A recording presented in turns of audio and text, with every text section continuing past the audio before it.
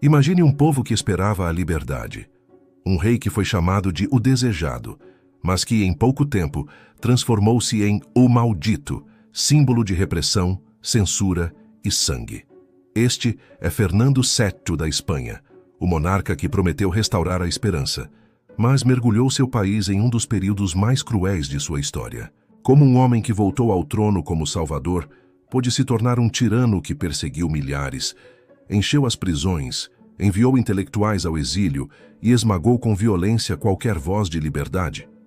Em 1814, a Espanha estava devastada pela Guerra Peninsular contra Napoleão. Quando Fernando VII retornou ao trono, o povo o recebeu como herói.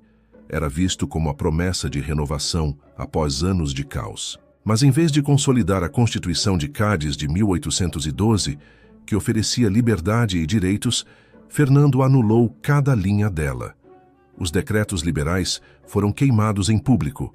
As cortes foram dissolvidas. A palavra liberdade deixou de ser celebrada, tornou-se perigosa. E a partir desse momento, começou um reinado onde a esperança se transformou em medo.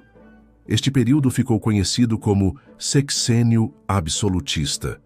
Censura absoluta da imprensa, prisões políticas em massa, intelectuais perseguidos, prisioneiros amontoados em masmorras escuras, respirando o ar úmido e insalubre, ouvindo os gritos de tortura nos corredores, livros confiscados, tipografias fechadas, ideias sufocadas. Estima-se que milhares de espanhóis foram presos por simpatizar com o liberalismo. Outros tantos fugiram para a França, Inglaterra, Portugal, buscando escapar da fúria real, mas essa repressão só alimentava o fogo da resistência, que explodiria anos depois. Um golpe liderado pelo coronel Rafael de Riego obrigou o rei a jurar a Constituição de Cádiz. Durante 3 anos, Fernando VII foi rei sob vigilância dos liberais. A Espanha viveu uma breve primavera, jornais livres, clubes políticos, debates públicos. Mas Fernando esperava a hora certa.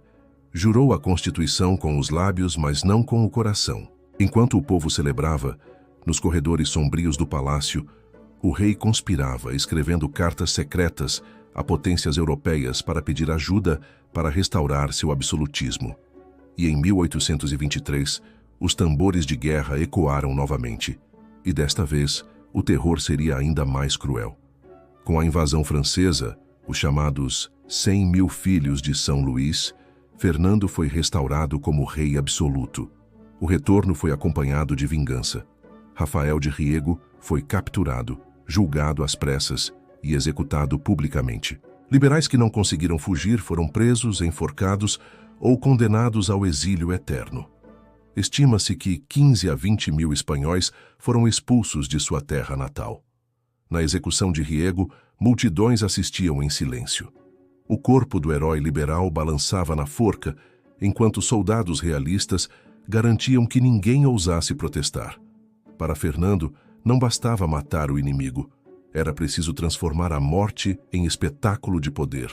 E a Espanha mergulhou em 10 anos de escuridão, onde cada palavra poderia ser uma sentença de morte. As prisões da Espanha tornaram-se depósitos de dissidentes, advogados, jornalistas, militares liberais, padres reformistas. O cheiro de suor, mofo e sangue impregnava as paredes das celas superlotadas. Intelectuais espanhóis espalharam-se por Londres, Paris e Lisboa, criando uma Espanha no exílio. Dentro do país, reinava o silêncio imposto. Fernando organizou tropas civis armadas para vigiar vilas e cidades. Eram os olhos do rei em cada esquina, prontos para delatar vizinhos suspeitos de simpatizar com a liberdade. E mesmo assim, rebeliões ainda surgiam, apenas para serem esmagadas com sangue. As prisões sob Fernando VII não eram simples locais de detenção. Eram instrumentos de tortura psicológica e física. Celas úmidas, infestadas de ratos, onde prisioneiros dormiam no chão de pedra, acorrentados, respirando o ar fétido de fezes e sangue. Os relatos de liberais capturados falam de interrogatórios brutais, onde a única prova necessária era uma denúncia. Bastava um vizinho insinuar simpatia liberal para alguém desaparecer atrás das grades. E o medo se espalhava como uma peste invisível. Ninguém sabia quem seria o próximo. Enquanto milhares sofriam dentro da Espanha, outros foram expulsos. Entre 15 a 20 mil exilados atravessaram fronteiras em busca de sobrevivência. Imagine famílias inteiras, carregando apenas o que podiam em carroças, fugindo pela noite. Crianças chorando de frio, mães com olhos vermelhos de lágrimas, pais olhando para trás, deixando casas, livros, memórias. Em Londres e Paris, esses exilados fundaram jornais clandestinos, tentando manter viva a chama liberal. Mas dentro da Espanha, o silêncio era ensurdecedor. E Fernando não se contentava com o silêncio. Ele queria o medo estampado nos corpos de seus inimigos. A execução de Rafael de Riego não foi apenas punição, foi um teatro de terror.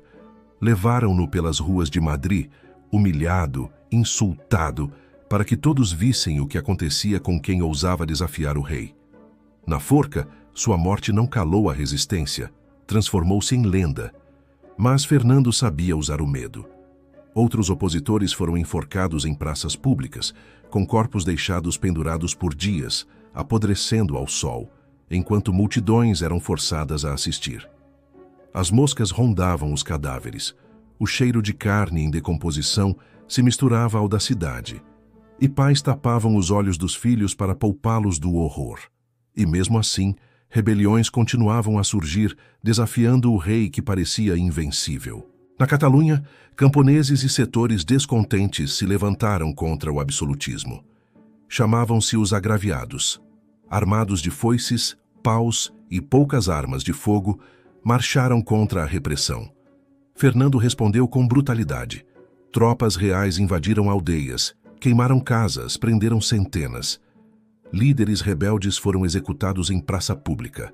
Os corpos dos revoltosos eram expostos nas entradas das cidades, pendurados como sinais de aviso. Famílias inteiras choravam diante dos cadáveres dos seus, obrigadas a ver o poder real triunfar sobre a resistência popular.